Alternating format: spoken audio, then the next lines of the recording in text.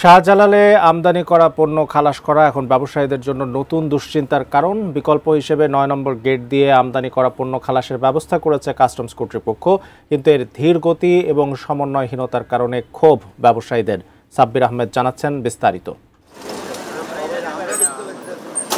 অগ্নিকাণ্ডের তৃতীয় দিনেও শাহজালাল আন্তর্জাতিক বিমানবন্দরের আমদানি কার্গোর সামনে দমকল বাহিনীর পর্যবেক্ষণ।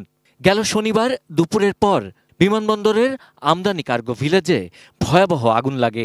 ৭ ঘন্টা পর নিয়ন্ত্রণ ও ২৭ ঘন্টা পর আগুন নেভাতে সক্ষম হয় ফায়ার সার্ভিস, কিন্তু ততক্ষণে সবকিছু পুড়ে শেষ। আগুনটা যখন ইনিশিয়েট হলো তখনই তো তাদের বন্ধ করে ফেলার কথা ছিল, উচিত ছিল। তাহলে এছাড়া এই ফায়ার ফাইটিং গাড়ি রেখে লাভটা কি হলো? আমদানি কার্গোতে আগুন লাগায় কিছু সময়ের জন্য পণ্য খালাস বন্ধ ছিল।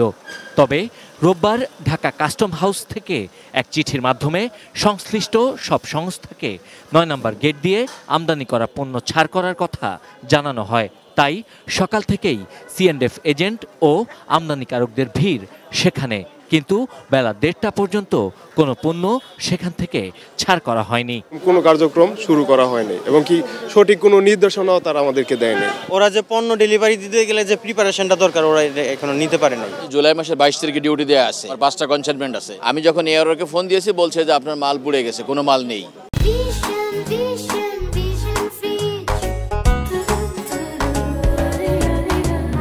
তাদের ক্ষোভ এবং অভিযোগ, তাদের পণ্য সবশেষ অবস্থা সম্পর্কে কর্তৃপক্ষ তাদের কিছুই জানাচ্ছেন না। ২৫ কোটি টাকার মালামাল এখানে হয়ে রয়েছে, পুড়ে গেছে কিনা সেটাও আমাকে জানায় না। সন্তান মৃত্যু হয়েছে, আপনাকে তো এক নজর দেখাবে। সে না দেয়া এরা পুরোটা পরিষ্কার করে ফেলাইছে। এই জিনিসগুলো কোথায় নিয়ে গেল? যে লোহা লক্কর জিনিস, এগুলো তো রিপেয়ারিং করা যাইতো, এগুলো পোড়ার তো কিছু নাই দাদা। স্বর্ণ পড়লে এটার কিছু হয়? ১:৩০টার পর আগুনে পুড়ে যাওয়া থেকে বেঁচে যাওয়া একটি পণ্যের চালান ছাড় করা হয়। ঢাকা কাস্টমস এজেন্ট অ্যাসোসিয়েশন জানিয়েছেন, এখন থেকে ২৪ ঘন্টায় আমদানি করা পণ্য ছাড়ের ব্যাপারে সর্বাত্মক সহায়তা করবে কর্তৃপক্ষ।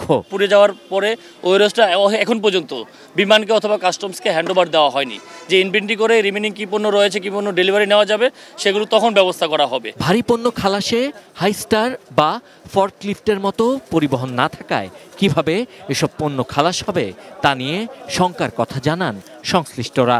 সময় মতো আমদানি পণ্য খালাস না হলে বড় ব্যবসায়িক ক্ষতির শঙ্কা তাদের। Sabbir Ahmed, ATN news, Dhaka.